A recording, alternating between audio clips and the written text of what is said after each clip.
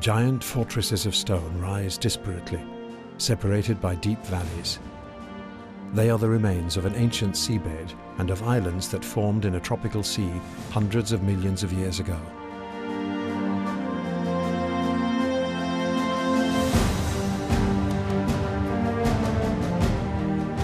These giants were born due to the slow action of enormous forces over the ages, gradually sinking into the water and then rising up again, lifting the ancient seabed and its islands into the sky.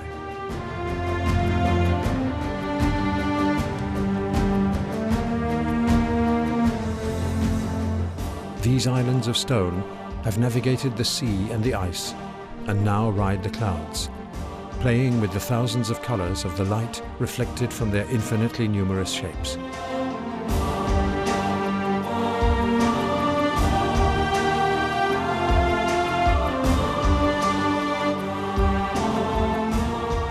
For at least 8,000 years, mankind has been astounded by this spectacle, which we call the Dolomites today.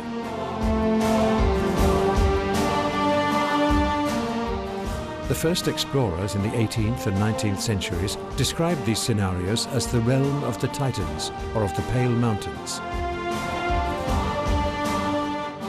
Geologists, geographers, artists and writers sought to recount and understand the thousands of colors and shapes of these structures.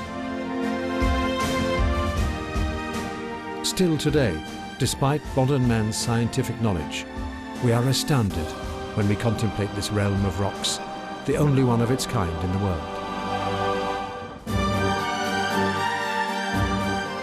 The immense walls, towers, spires and pinnacles are made up of the horizontal lines of the layers of seabed and the vertical lines of the fissures provoked by the endogenous forces that lifted up these spires due to the collision between the continental plates of Africa and Europe.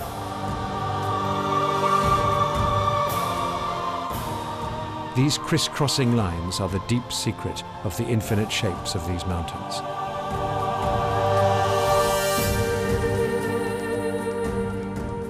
The rocks were born some 230 million years ago due to the slow deposit of sand and mud on the seabed of the Paleothetis.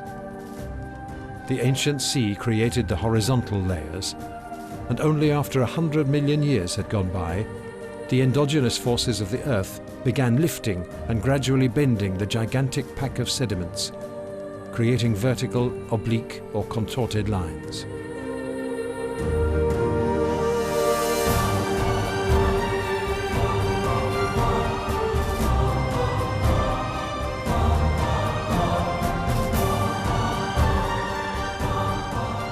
Then, over the last 50 million years, the Dolomites slowly rose from the sea, reaching over 3,000 meters in altitude.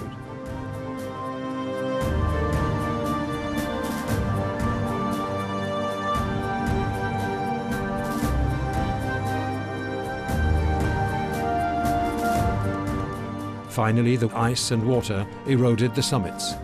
Gravity and the various degrees of friability of the rocky layers assisted the atmospheric elements, accentuating cracks, creating successions of gaps, towers and canyons.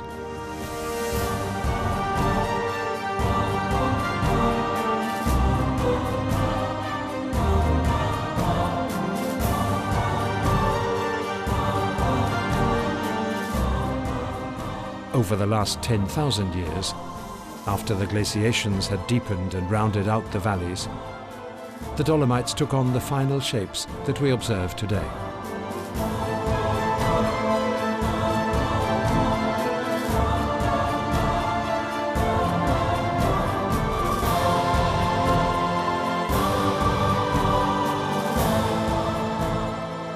Erosion, the accomplice of gravity, was then the sculptor that definitively shaped the cliff walls, at whose foot the rubble of its action remains.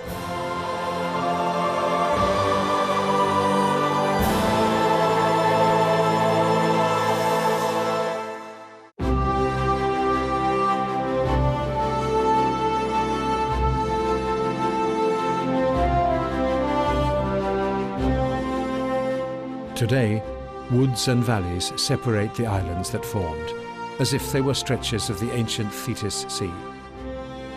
The reefs, born due to the activity of algae, sponges and corals, can be found today in the form of mountains, which occupy the same spatial position that they did over 200 million years ago.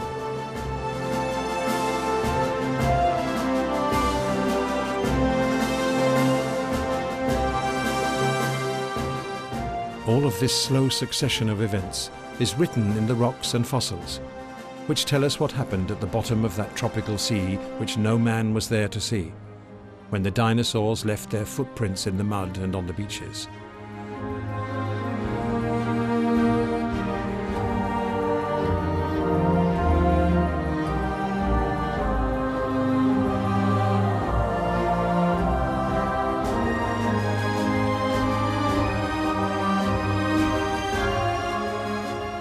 So the Dolomites are the ancient book of the Triassic period, the petrified story of the events that took place at the bottom of the sea, the story of life itself which built them, and the sudden volcanic activity that stopped their growth momentarily.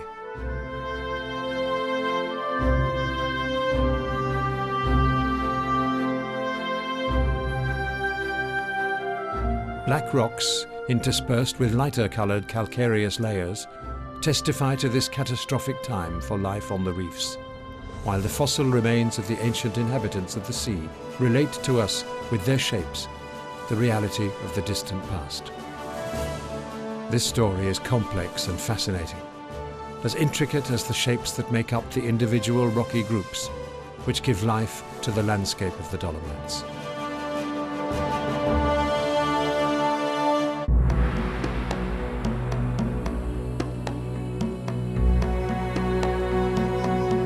In rare areas of the Dolomites, we feel as if we were on other continents, as we observe the oldest and deepest layers of the Paleothetis.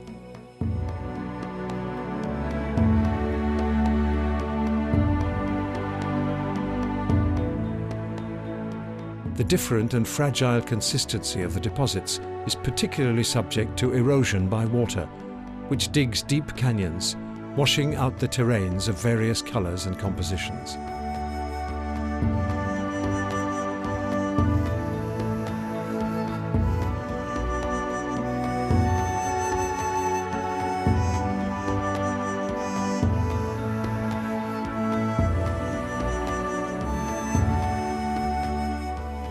The geological uniqueness of the Dolomites is due to the combination of three grandiose natural forces, which have acted in their long process of formation: marine sedimentation, endogenous lifting, and erosion.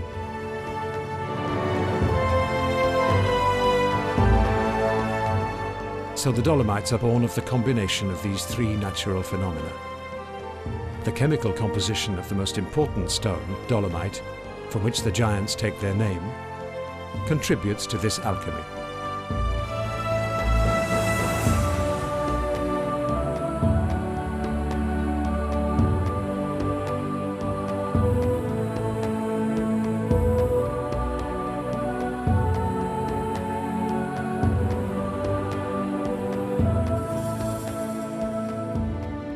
This is also a land of legends of kings, princesses and castles, of fairies and gnomes, who coloured the summits of the Dolomites with fantasies and tormented poems, bespeaking their indescribable beauty. In these castles and towers, man observes, fights, climbs, and lives out his existence, still barely aware of the secrets that are hidden here.